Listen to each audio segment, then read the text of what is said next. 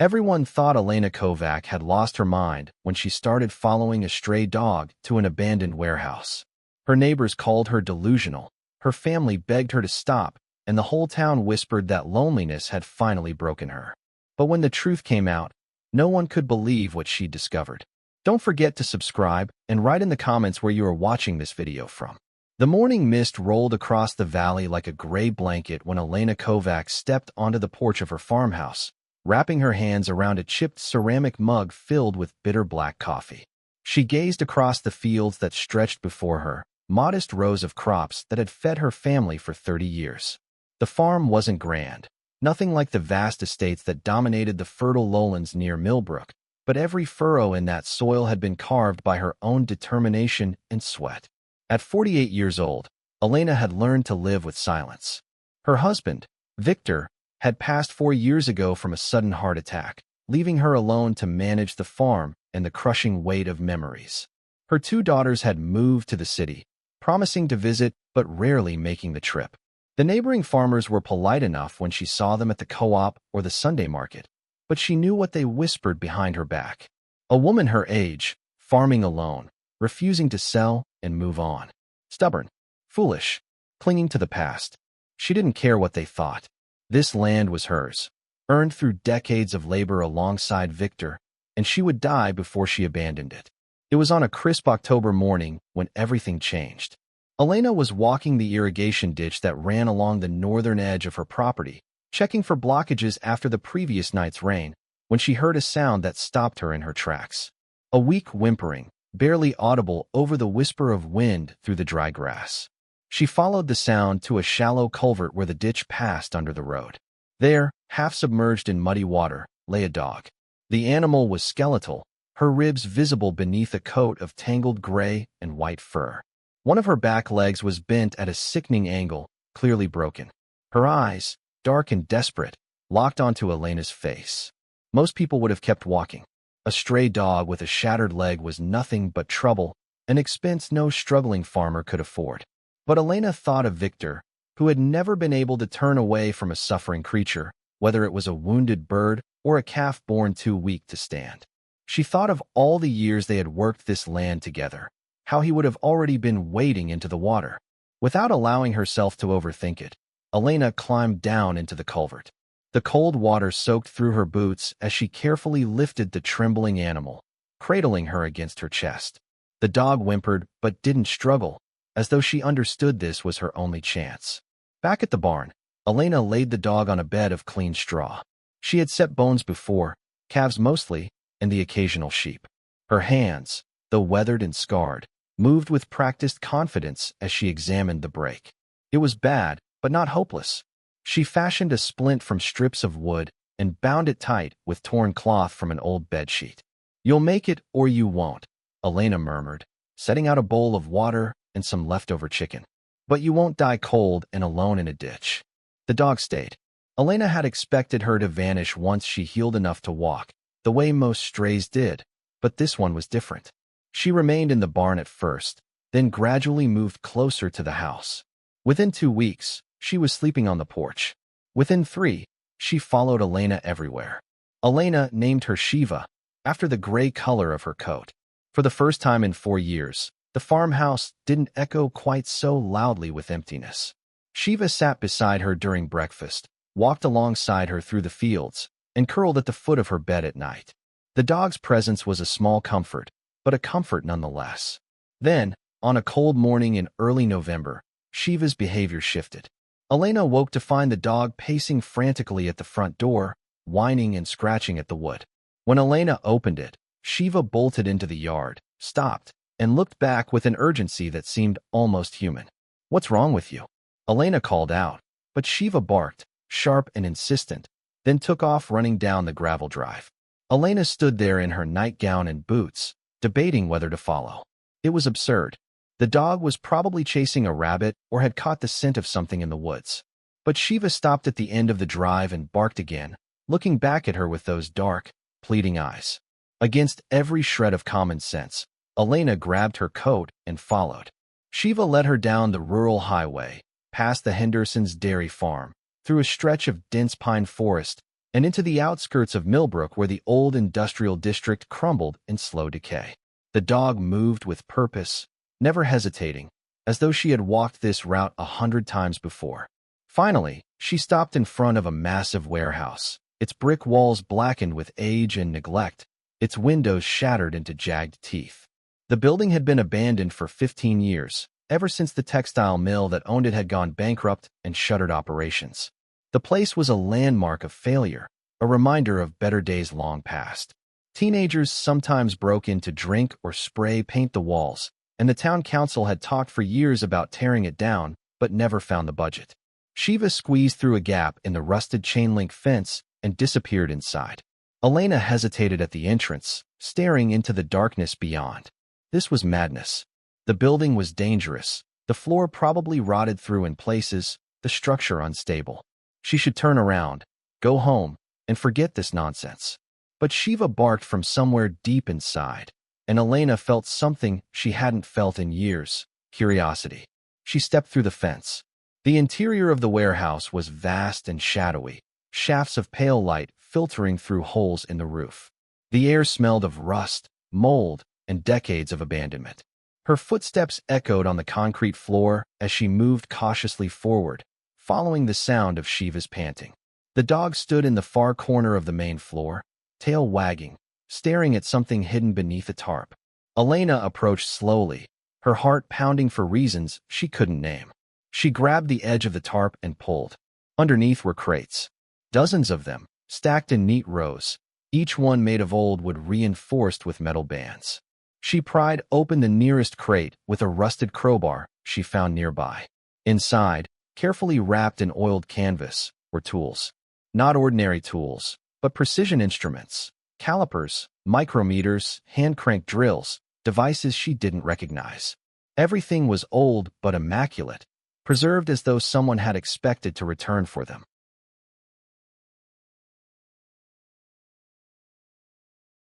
She opened another crate. Inside were machine parts, gears, pulleys, brass fittings, all meticulously labeled with faded tags written in a language she didn't recognize. A third crate contained something stranger, flat panels made of dark, translucent material, each one etched with intricate patterns that caught the light like oil on water. Elena stood there in the dim warehouse, her breath forming clouds in the cold air. This wasn't garbage. This was a collection, deliberate and valuable. But who had hidden it here? And why had Shiva led her to it? She covered the crates again and left, her mind racing. That night, she sat at her kitchen table, Shiva curled at her feet, staring at the chipped paint on the wall. She should report this to someone. The sheriff, maybe, or the town council. Let them deal with it. But something held her back. A pull she couldn't explain, a sense that this discovery meant something, though she didn't yet understand what. The next morning, she returned to the warehouse. And the day after that, she began taking notes, sketching the patterns on the panels, cataloging the tools and parts. She brought a few of the smaller items back to her farm, laying them out on the kitchen table to study in better light. But secrets in small towns don't stay buried for long. A week later, Elena stopped at Morrison's general store for supplies. The moment she walked through the door, she felt eyes on her. Conversations stopped mid-sentence. Linda Morrison, the owner's wife, gave her a tight smile. "Morning, Elena," Linda said, her voice dripping with false sweetness. "Heard you've been spending a lot of time at the old textile warehouse." Elena's stomach tightened. "Just looking around." "Looking for what, exactly?" called out Frank Delgado from the back of the store. He was grinning, enjoying himself. "My boy saw you coming out of there with boxes. You starting a junk collection?" Laughter rippled through the small crowd that had gathered. Elena felt heat rise to her cheeks, but kept her voice steady. "Just some old equipment. Thought it might be useful." "Useful for what?" Linda pressed, barely suppressing a smirk. "Starting a museum?" More laughter. Elena paid for her flour and sugar without another word, but the damage was done. By that evening, the whole town knew. Elena Kovac, the lonely widow who refused to leave her failing farm, had become obsessed with an abandoned warehouse. And worse, she'd started bringing junk back to her property. Her sister, Maria, called that night. "Elena, people are talking. They're saying you're spending all your time in that old building, that you're bringing home garbage. What are you doing?" "It's not garbage," Elena said quietly. Then what is it? Elena opened her mouth to explain, but realized she had no answer. I don't know yet. But it's something. I can feel it. Maria sighed, the sound heavy with concern. You're scaring people, Elena. You're scaring me. This isn't healthy. You need to let this go. But Elena couldn't let it go. Her nephew, Dmitri, stopped by the following weekend. He was a kind young man, worried about his aunt living alone. When he saw the strange panels and tools spread across her kitchen table, he frowned. Aunt Elena, what is all this? I'm trying to figure it out, she said. I think these pieces fit together. I think they're part of something larger. Dmitri picked up one of the panels, turning it over in his hands. It looks like junk to me. Old factory waste, probably. You should throw it out before you hurt yourself on something rusty. It's not junk. He set the panel down and put a gentle hand on her shoulder. Aunt Elena, I know you've been lonely since Uncle Viktor died. Maybe you should think about moving closer to town, being around people more. This obsession isn't good for you. She pulled away from his touch. I'm not obsessed, and I'm not lonely. But as he left, she wondered if he was right. The mockery grew worse. At the Sunday market, women whispered as she passed. Men shook their heads, calling her the warehouse woman behind her back. Children giggled and asked if she'd found treasure yet. Even Father Petrovich, the priest at St. Nicholas Orthodox Church, approached her after Sunday service. Elena, my child, he said gently, I've heard troubling things. People say you're neglecting your farm to chase shadows in that old building. Is everything all right? Everything's fine, Father. He studied her face. Grief can make us do strange things. It's been 4 years since Viktor passed. Perhaps it's time to consider what God wants for your future, rather than clinging to the past. She thanked him and left quickly, but his words stung more than the others. That night, alone in her farmhouse with only Shiva for company, Elena sat at the table and stared at the mysterious panels. The whole town thought she'd lost her mind. Her family was worried. Even the priest thought she was unhinged. But when she looked at those intricate patterns, when she held the precisely crafted tools, she felt something she hadn't felt since Viktor died. Purpose. She didn't know what these objects were or why they'd been hidden. She didn't know why Shiva had led her to them. But she knew, with a certainty that defied all reason, that this discovery mattered. Let them laugh. Let them whisper. She would find the truth. The days following Elena's discovery settled into a rhythm that felt both exhausting and exhilarating.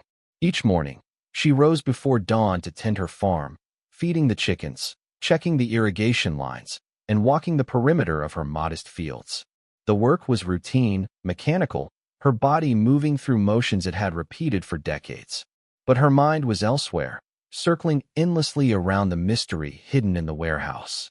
Every evening, as the sun dipped below the horizon and painted the sky in shades of amber and violet, she returned to that crumbling brick building. Shiva always came with her, trotting ahead as though leading the way, her gray coat ghostly in the fading light. Inside the warehouse, Elena worked by the glow of battery-powered lanterns, carefully cataloging each crate, measuring the dimensions of the strange panels, studying the intricate etchings that covered their surfaces. The patterns fascinated her. They weren't random decorations, but deliberate designs, mathematical in their precision. Some resembled circuit diagrams, others looked like maps or schematics. She sketched them in a notebook, trying to find connections, searching for the logic that bound them together. The tools she had found, those beautifully crafted instruments, seemed designed for assembly work of extraordinary delicacy. But assembly of what? She brought more items back to her farmhouse, filling her kitchen table and eventually spilling onto the floor. Gears that fit together with satisfying precision. Tubes made of glass and metal. Small copper coils wound so tightly they looked like jewelry. And always, those mysterious dark panels that seemed to hold light in strange ways, refracting it into colors she had never seen before. But while Elena's fascination deepened, so did the town's ridicule.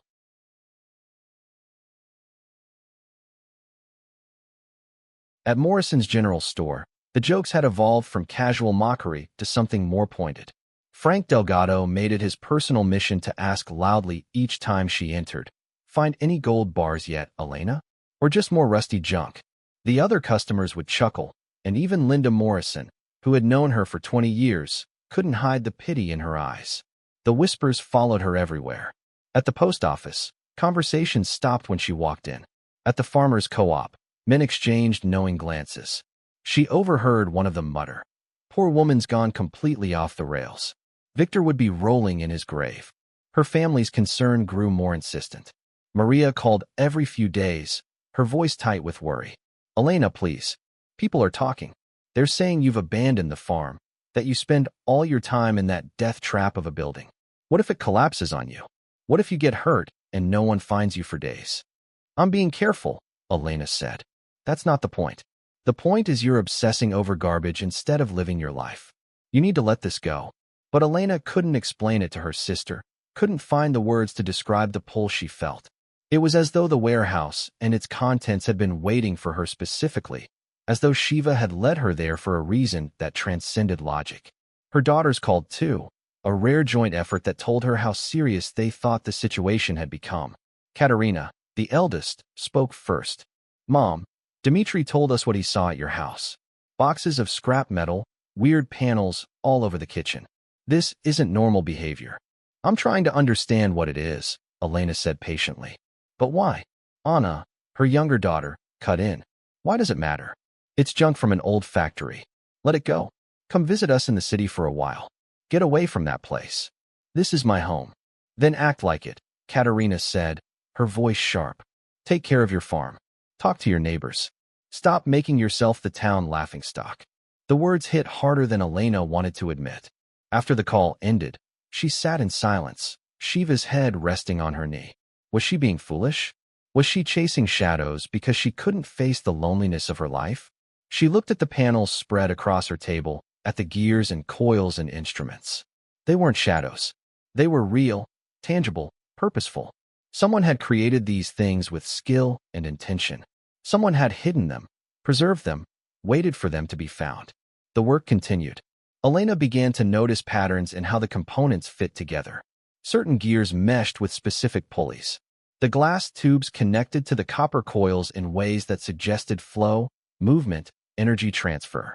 The panels, when arranged in a particular sequence, seemed to form a larger structure, though she couldn't yet determine its function. One evening, after hours of frustrating trial and error, she managed to connect 3 panels using brass fittings she'd found in one of the crates. When she held the assembly up to her lantern, something extraordinary happened. The light didn't just pass through the panels, it transformed. The white glow of the LED became a cascade of colors, shifting and dancing as though alive. The patterns etched into the panels seemed to guide the light, bending and focusing it in ways that defied her understanding. She sat back, breathless, her heart pounding. This wasn't junk. This was technology, advanced and deliberate, unlike anything she had ever seen. But who would believe her? The mockery intensified as autumn deepened into winter. Children in Millbrook made up songs about the warehouse witch, singing them loudly when she passed. Teenagers spray-painted Elena's junkyard on the fence surrounding her property. Even Father Petrovich, in his Sunday sermon, spoke about the dangers of pride and obsession, never mentioning her name, but looking directly at her pew. Her nephew Dmitri visited again, this time with his wife Sonia. They found Elena in the barn, assembling what looked like a framework made from the panels and metal supports. "Aunt Elena," Dmitri said gently, "we need to talk." She didn't look up from her work. "I'm listening." Sonia stepped forward, her voice kind but firm. "We're worried about you. The whole family is. You're not eating properly, you're not sleeping. The farm is falling apart." "The farm is fine." "It's not fine," Dmitri said. "Your south field is overrun with weeds. Half your chickens got out last week because you forgot to close the coop. And you're spending every waking hour on this project that nobody understands." Elena finally looked up, her eyes tired but defiant. "Just because you don't understand it doesn't mean it's worthless." "Then help us understand," Sonia pleaded. "What are you building? What is all of this for?" Elena opened her mouth to answer, but realized she still didn't know. She had theories, suspicions, a growing sense of purpose, but no concrete answers. How could she explain that to people who had already decided she was losing her mind? "I'm close to figuring it out," she said quietly. "I just need more time." They left shaking their heads, and Elena heard Sonia whisper to Dmitri as they walked away, "We might need to talk to a doctor. This is beyond stubbornness." That night, Elena sat on her porch, Shiva curled beside her, and watched the stars emerge one by one in the cold November sky. The weight of everyone's disappointment pressed down on her shoulders like a physical burden. She thought about giving up, packing the panels away, returning to the simple rhythm of farm life that everyone expected of her. But then she thought about Viktor. He had always told her that the most important discoveries came from following intuition, even when logic said to quit. He had believed in impossible things, had taken risks that other farmers mocked, and more often than not, he had been right. "I'm not crazy," she whispered to the darkness. "I'm not." Shiva lifted her head and licked Elena's hand, as though in agreement. As December arrived, something else arrived with it, a crisis that would change everything. The winter that year came early and brutal. Temperatures plummeted to record lows, and a strange electrical storm swept through the valley, knocking out power across Millbrook and the surrounding farms. But this wasn't an ordinary outage. The transformer station that served the region had been struck by lightning, and the damage was catastrophic. The power company estimated repairs would take weeks, possibly months. For the first few days, people coped with generators and kerosene heaters. But as the cold deepened and fuel supplies dwindled, desperation set in. Pipes froze and burst. Livestock died in barns that couldn't be heated. The elderly and sick suffered most, unable to keep warm or power medical equipment. The town set up an emergency shelter in the high school gymnasium, running it on a diesel generator, but fuel was expensive and supplies were running low. Families huddled together under blankets, their breath forming clouds in the frigid air. The town council held emergency meetings, trying to find solutions, but there were none. They were at the mercy of the power company and the weather.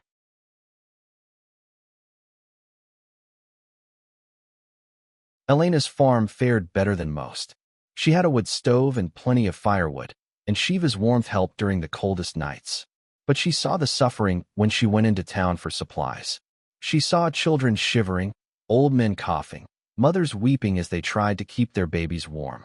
And then, one night, staring at the framework she had been building from the warehouse components, Elena had a realization that made her blood run cold.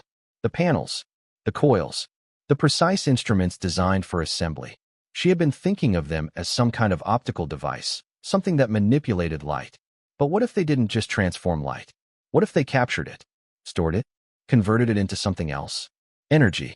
Her hands trembled as she began connecting components with renewed urgency. She worked through the night, ignoring the cold, ignoring her exhaustion.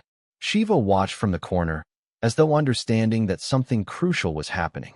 By dawn, Elena had assembled a structure roughly the size of a washing machine. It consisted of 6 panels arranged in a hexagonal formation, connected by copper coils and supported by a brass framework. At its center was a glass chamber surrounded by the delicate instruments she had found. She carried the assembly outside into the pale morning light. The sun was just breaking over the horizon, weak and cold. She positioned the device to face it directly. For a long moment, nothing happened. Then the panels began to glow, not brightly, but with a subtle luminescence that grew stronger as the sunlight touched them. The etchings on their surfaces seemed to come alive, channeling the light through pathways too complex to follow. The copper coils hummed with a sound like distant music, and in the glass chamber at the center, something began to form. A faint glow, pale blue and pulsing like a heartbeat. Elena stared in wonder and terror. She had built something extraordinary, something that defied everything she knew about the world. But what exactly had she created? And more importantly, could it save her town from freezing to death? The sun climbed higher, and the glow in the chamber grew brighter. Elena reached out with a trembling hand and touched the brass framework. It was warm. The device was capturing sunlight and converting it into heat, into energy. For the first time in months, Elena smiled.